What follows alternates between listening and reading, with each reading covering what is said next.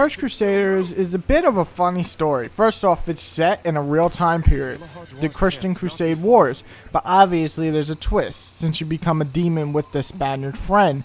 So obviously it's a bit of a wonky story. Your mission, and your character's name is Denz, is to find his father, who is sadly missing since he entered the Third Crusade War.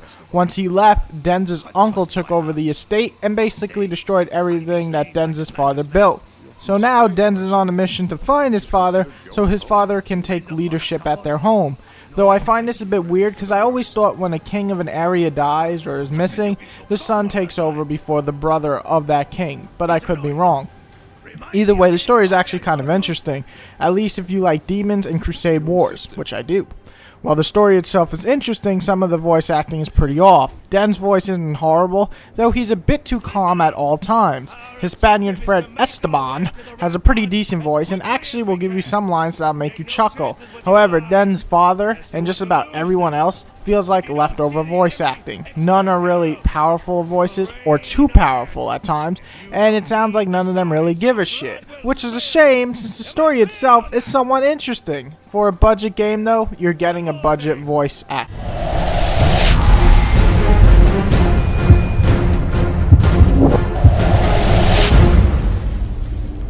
The graphics are not pretty with Cursed Crusade.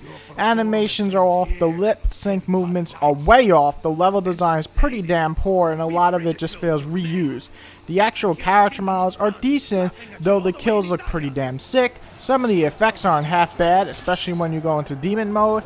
However, all in all, this isn't a pretty game by any means. Again, for a budget game, you're getting budget graphics.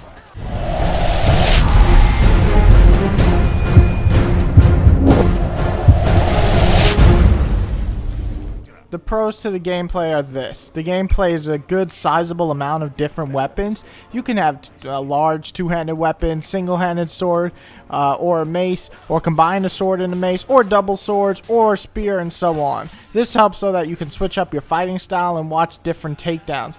I also like the actual heavy feel of the combat, since each weapon gives you a different feel, making you mess around with all different weapons and finding out which best suits you. Another cool feature in the gameplay is turning yourself into a demon, and you become this big red Satan looking motherfucker. Once you become this crazy demon, all your attacks are basically unblockable and you'll just bash your enemy until he falls and dies.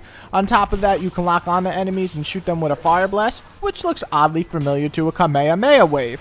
The combat though just isn't different enough in the end game. It sounds like there's enough to keep switching, but once you get a few chapters in, it all feels too familiar. The enemies really never change up, and you'll spend most of your time hitting the X button over and over and over again.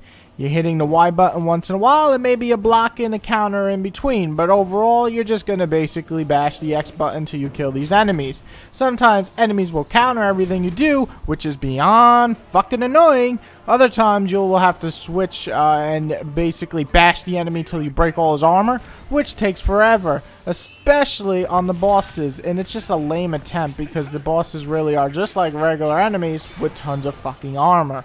Very boring. The co-op feature, though, is a feature that might help you get over the repetitive nature of the game.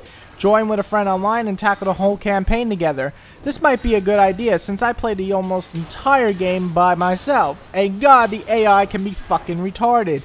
Not only does he not do shit, but sometimes it takes forever to kill just one guy. So yes, playing with co-op can be a good thing because the AI is pretty horrible.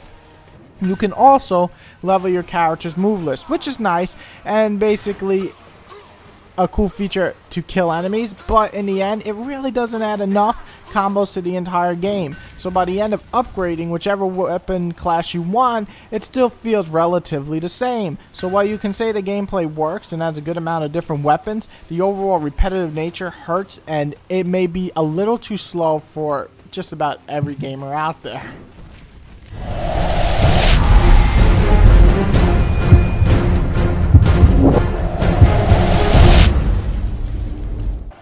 So I did enjoy Cursed Crusader to a certain point. Then I felt like it became a chore to play, which was about 1/3 of the way through. I don't want to sound like a downer, but the game just doesn't have enough budget to really give this a high score. It has weak visuals, so-to-so voice acting at best, repetitive gameplay, ugly environments, and the game isn't really longer than 8 hours.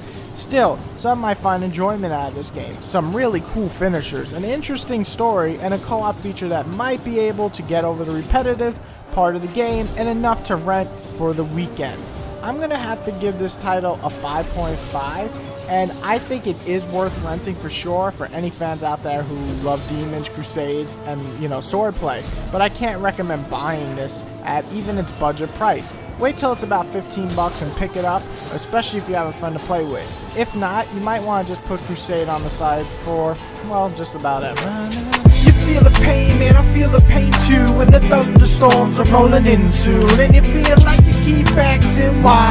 And when you wanna die, homie, it's okay to cry. This is when you cry, this is when you cry.